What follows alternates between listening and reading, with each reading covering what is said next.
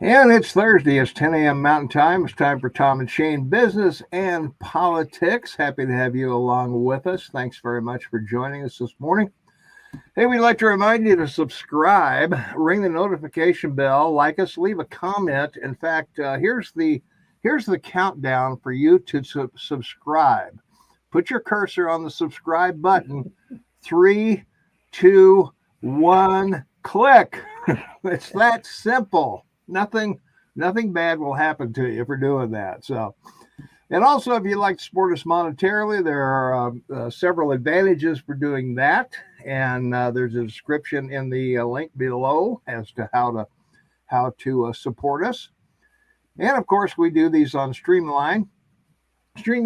I don't know why I keep calling it Streamline. There's a Streamline bus service here in Bozeman. I guess I'm confused with whatever. So anyway, Tom in Bozeman, Shane and Tobin in beautiful Kamloops, Canada. And we got a great topic today, Shane. Is the supply chain going to collapse? So we got to talk about that. What do you think? Are we in trouble or what? Well, it's again the irony of the 21st century and the social networking. They've made a better story out of it, calling it a supply train or supply trade routes, but it's basically the trade routes. Trade routes of the last 500 years they're talking about. And the reason I say that is because 80% of global trade by volume and 70% of global trade by value are carried on ships and handled from port to port, port to train, train to truck, and truck to your local establishment. So it's an important aspect of what we're going to talk about today is the shipping side of it, because that's basically where 80% of everything we get comes from somewhere else. The other aspect of it too is the cost and how the cost of fuel, labor, and just maintenance of the vastness of all of this global trade is. The biggest component, of course, are ships. There's principally four types of ships that carry everything that we consume: cargo, container, tanker, and bulk. And each one is very important. Barges, but they're not very. They're not. There are some ocean-going barges along coastlines, but the big ones are offshore. So Right. yeah, it's the context of what's involved in global trade and the trading routes is by far the most important aspect of what we have to say. That's why this issue between China and Taiwan is more than just Taiwan. It's actually trade. It's actually global trade in the trading routes. Yeah. Yep. That's where we find ourselves.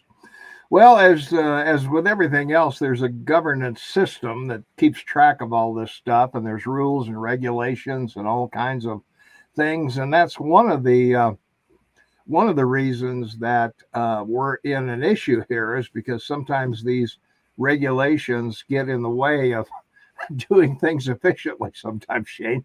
That's right. Yeah, that's right. Geopolitics and geography are one of the biggest issues of managing it properly. Logistics is the second, of course. That's in everything that's moved. Sure. The concern about decarbonization and sustainability. I mean, that's become a new one. And then just the health issue. COVID did a lot to interfere with it, and I firmly believe this whole COVID shutdown in China is a ruse. I think it's meant to hurt the United States, and it's an intentional. They're willing to shut down their parts of their economy to hurt the U.S. Yeah. The remarkable thing of this supposed second COVID in China is it hasn't shut down their construction, and it hasn't shut down their food chain Yeah. within the country. But boy, anything that can be shipped outside the country to the U.S. in particular, all of a sudden it's been shut down. So but these are the kinds of things that companies have to deal with, and we'll see how Yeah. things change because right now, all the major corporations that went into China 20, 30 years ago are having to make a decision about new facilities and updated Hmm. facilities. True. Uh, they Yeah. should be built here, not Hmm. nowhere else. Not Yeah. even in Canada, not in Mexico. Built here Yeah. in North America and the United States. Period. Yeah. Well, three causes, three major issues contributed to this. The first one you mentioned already, COVID created a global worker shortage, and those workers that were working somewhere went somewhere else. Now they've got to get them back. Number two, customers change how they buy things. They're buying them online. They're buying them from locally. Buying them from other places. And number three, manufacturing and logistics systems are up and running near maximum capacity. What that means is that factories, um, manufacturing, uh, refineries, all of these things are geared to run at or near maximum capacity. They aren't That's designed to right. run half capacity. So there's no room to expand. There's no room to put out more, and that's one of the big issues that is going on now, particularly with the gas prices and things like that. Absolutely, and the other aspect of this too that has to be included and is air shipping. Hmm. In the last 50 years between Express and UPS and DHL and so on and so forth, all of these have contributed to a massive amount of air freight. In fact, the people riding in airplanes is the cream for the airlines. Hmm. The money maker is everything they haul underneath. Yeah. They've developed containers that fit specifically in planes that just roll in, Hmm. roll off, so they can easily unroll, empty and load them. Hmm. And it's a great thing to realize that it isn't just on the seas, but in the air where everything is being shipped. That's where the other 20% is shipped, is basically by air. Yeah. And Well, yeah, so FedEx, UPS, all ship everything by plane from. No, that's I Yeah. know, but Yeah. but yeah, the 80% is by basically ship and truck, and then the other Mm-hmm. Yeah. is 80%, 20% by plane and truck. But Hmm. so you have this integrated, you know, uh, system. It's been vertically integrated by an exceptional number of companies uh, working together to make it adaptable and to make it, uh, you know, where it's everybody can work together, and Hmm. and it's a fabulous thing to see, and the numbers are phenomenal because the global 7.5 billion population is just eager to consume, Hmm. whatever can be delivered. Yeah. That's also true. Well, the other thing we wanted to talk about briefly, you sort of touched on it. One thing that the U.S. and Europe in particular, not so much the U.S., but Europe, have slowed buying from China because of the Ukraine. And there's question that maybe Xi may not survive this situation, depending on he's up for another election. He's supposed to be the president for life, but he is up for election again, and whether the the folks pulling the strings behind the scenes are going to let him continue or not is up for grabs. Well, and it's a harsh reality for the state that the party's in China. The urban centers now are crowded with over 400 million people. Yeah. They've overbuilt the country. Hmm. Uh, there's a lot of waste because it's a communist system. Yeah, they got Uh, ghost cities all over the place. they have You empty know. cities. There are over Hmm. 89 million condos and apartments that are sitting empty now for like 20 years. Hmm. I mean, they have cities, Yeah, literally yeah, cities. cities. Yeah. They built, the plan was to build 20 cities to house 20 million people, and half of them are empty. Yeah. But having said that, it's driven the global economy because of everything they bought for, since 2000 or since 1990, 95 till today. they're continuing with this process, but Chinese don't want to buy an apartment for whatever reason. They're trying to make other changes to force it. That's not working. And they have a demographic problem with their population. So yeah, I don't think he survives long. And the reason is because I think within the next 6 months, I'm cutting this back because I've been warning about it for some time. But I think in 6 months you're going to see 400 million, Chinese in the urban cities like Shanghai to Peking, demonstrating because the closing and collapse of manufacturing in China. It's starting now in some of the cities they've shut down. I mean, they shut Shanghai down. 35 million people. That's 35. That's the entire population of Canada in a city. Like, whoa, that's big, baby. It is a big place, no question about that. So I mean, a guy walks around like this, going, that's it's like a hatchet chop, Yeah, right. It's not a wave hello, it's a hatchet chop goodbye. Yeah, that's for sure. Well, many retailers rely, I should say, on just-in-time inventory ordering. What that means is that they have computers that when something is rung through the cash register, it makes a note as to how much is left in inventory. When it gets to a certain point, it triggers the owner to order more. And that's so you don't have to keep tons of inventory in your back room. You get it just in time. As you're running out, a new supply comes in. Now, with this supply chain problem, that is an issue that stuff doesn't always show up on time because of the things we talked about earlier. So some of these major companies that rely on volume, warm bodies walking in their store buying stuff, they don't know what they're going to have and when they're going to have it. That's right, and when you go back to the whole concept of shipping everything, there's over 60,000 ships, that I described, of which container ships are a major part, over 14% of the 60,000, and China has over 55,600 of these. And interestingly enough, your minority leader, Republican McCormick, he's from Kentucky, that stupid senator that's the minority.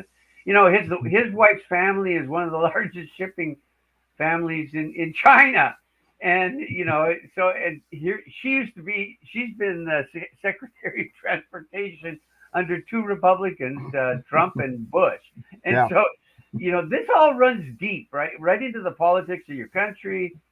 Into the executive branch of your government, and it's a fabulous thing to see. These container ships can hold 14 to 15,000 containers. They're massive ownership of by company. APM Maersk. If you ever see a train going by with a container with Maersk Maersk on it, well, it's come from China. Yeah. So, that's a long way. That certainly is. Yeah. Well, the other issue, we have a guy here locally who works for a company that does, they put the cafeterias and things in schools and corporations and large companies and things like that. And getting the stoves, getting the coolers, refrigerators, hoods for the stoves, the stainless steel, things they work on the food with. They don't know when that stuff is coming. So the client is sitting there saying, "Hey, I've got to open this. I got to open this school. I got to open this business. What's the deal?" And they don't have anything to tell them. It's going to be 2 years before this thing shows up. And then on the other side, the demand side, gasoline, the perfect example there, because we've got people they apparently don't seem to mind $4 gas because they're gonna travel on Memorial Day like never before apparently, and off they go. So that's not everybody obviously, but certainly the demand exceeds the production. So both sides cause a real logistical problem. That's right, and this is a major issue for all the global warmists, Hmm. and also with the price of fuel. Okay, I mean, look, these ships are massive. They travel at 20 to 25 knots. That's about 25 to 28 miles per hour. That's Yeah. it. Yeah. 28 miles across an ocean, even in flat, clear day. Hmm. But the point is that a container ship, the average is 63 gallons of marine fuel per day. Yeah. So not only do they have to carry the goods, Cargo. the cargo or the goods that they're delivering, but they also have to carry the fuel to get there. Yeah. So it's a combined situation, and it's talk about a footprint. I mean, it's like walking on stones across the ocean with the Hmm. amount of Yeah. carbon they put out. So Hmm. again, this is one of these areas where you don't hear the global warmists. They don't want Hmm. to talk about any of this because without these ships, we don't live in Yeah. this incredible 21st century. We don't live in this technological wonder. We Hmm. don't live in the best country clubs in the world. We go back 500 years Yeah. overnight. Hmm. Yeah. Yeah. That's well. The other thing too we should mention too is that global trade. The UN set a goal back in 1999 to cut poverty, extreme poverty in the world in half, and they completed that by 2015. And this supply chain had a lot to do with that. Goods and services, new businesses starting, companies hiring people around the world, and so this is the lifeblood of the planet, if you want to call it that. I was at the beginning of my financial career in 1980s when this all started, and I financed the company when I first came to Vancouver. One of my first projects to raise money and what was to build containers. Hmm. And they at that time they cost between about 2 to 5,000 depending on the size. Most of them are 20 feet long. Yeah. But millions, I mean, tens of millions have been built since that time to provide the containers for this whole uh, trade thing issue that we're talking about. Hmm. And so it's a remarkable how here we go again, another multi-billion-dollar industry started in the early 80s till today, Yeah. because containers really didn't exist before this. They Hmm. did to some degree, but not in large numbers. Not on the level they are today. That's Yeah, for not sure. not Yeah. once the trade with China started opening up, Mhm. and the only way to get it to work Mhm. was by boat. So Yeah. yeah, Sure. Yeah. There's some things just too heavy to that's the only way you can get them here. Washers, dryers, yeah, that's all all sorts of bulk, and things. Yeah. yeah. Refrigerators, all that kind of stuff. So. And then look at these Yeah. giant ships. My gosh, Oh I yeah. would, I would sit in my apartment and watch these ships with cars. Hmm. They're like giant, these giant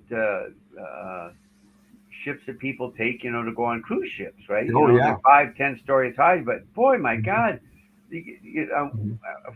go out on the water and drive around one of these boats coming into the harbor, and it's like Hmm. 200 feet hauled, solid steel, no windows, Yeah. and it's just a giant container of 8, 9, 10 decks of cars inside. It's like Oh that's yeah. all. Yeah. It's just full of, and it just yeah. They literally takes two Hmm. days when they park it. It was a place, well, Annacis Island, it's called, in the Fraser River, which is the where they take these big ships up, and they park them there to unload the cars. But it takes like 2 days for people to drive the cars off the ships. Yeah. Yeah. No question. Yeah. Well, yeah. You see the container ships; they're 10 or 20 stacked high, Oh yeah, or more. and Whatever they the. all and they all come off one at a time. Yeah. They don't pull two or three containers off at a time. It's Yeah. all one at Hmm. a time. Yeah. I think in our um, well, I can show you here. That's kind of what it looks like. This machine takes a A container single off at a container, yeah. time, and that's where we're looking at. So yeah, it's quite a logistical miracle if you want to look at it from that standpoint. That's right, and they run those 24 hours a day, Hmm. and in Vancouver, that's, in the shipyards, that's the highest paid is the guy running one of those. Yeah. And, they make, depending on how long, anywhere from starting at around $55, $56 an hour to $85 plus, double time because Yeah. it's 24 hours a day. So, the size and the integration of the supply chain is phenomenal. This story that we're having problems with it, not true. There's no way that if 80% of what we need is supplied by this, that there's a problem. Because seriously, folks, it's a product problem. It's not. It's not a general industry problem. You can sell it and try and sell it and throw the mud on the wall and sell it. Just get a hose out, folks. Spray it off, and remember later the companies that didn't supply what products you wanted. Okay. Yeah. Find somebody else. That's all I can tell you. Yeah. Well, the baby formula thing, is a perfect example where, Abbott runs at 100% capacity. And then when they're shut down, well, guess what? You don't start that up again on a dime. You got to get all the inspections done and all the other stuff. And, get an FDA okay that you can start up again. And then it may take a month or 6 weeks before you're back at full capacity. Well, not only that, but your government knew about this last November. Well, they did, yeah. The FDA rang the bell, and they didn't, and the FDA didn't go in and check out Abbott's manufacturing plant in Michigan until February. Yeah, and then so I mean, it's not like they didn't have 4 or 5 months. Now, look, in the United States, there's principally 5 companies that provide Similac, and in different variations, on different licensing and trademark. But the bottom line here is that you have to be prepared. You can't react. Yeah. You have to be prepared before something happens. This terrible thing in Texas is a perfect example. Yeah. Where are the supposed hundreds of millions or billions spent by Facebook and Twitter, scouting their sites for terrible things that are said, and they didn't get this. Where are they at? Yeah. Well, that's another show, probably. No, I know I shouldn't bring it up, but I'm so heartbroken over it. Well, it is. It's a sad situation, and talking about that, of course, Shane, that's a perfect lead into the award-winning Tom and Shane. We're going to be talking about this on radio on Saturday. So 8 to 11 Mountain Time. You can listen live at KMMSAM.com. Don't forget the AM. And nothing to join, no sign up, no personal information needed. You don't have to do anything except listen. And you can call us, you can text us, any of that stuff. And also our past shows are also there. Click on Tom and Shane's podcast over at KMMSAM.com. You can hear any of our past shows, including our videos on YouTube and Twitter, LinkedIn, and Facebook. So those are all there as well. So we're happy to provide that service for you.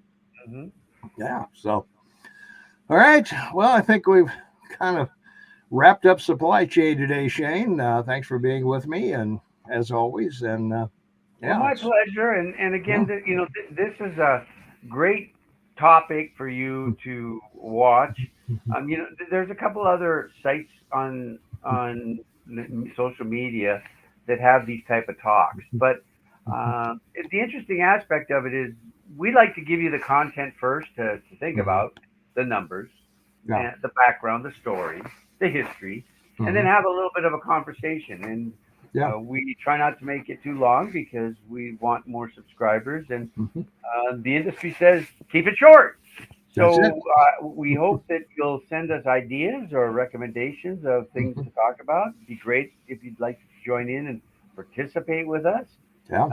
We occasionally have the Money Man Mike on, so we can do a split screen and have another third person with us. So Actually, we can have as many as 10 people on at one time. So there you go. if y'all want to come down, come on in. Right. Come on in. It's better than a Zoom party. That's right. And you'll be able to watch Tom shrink as he's trying to Oh, control you're right. Yeah.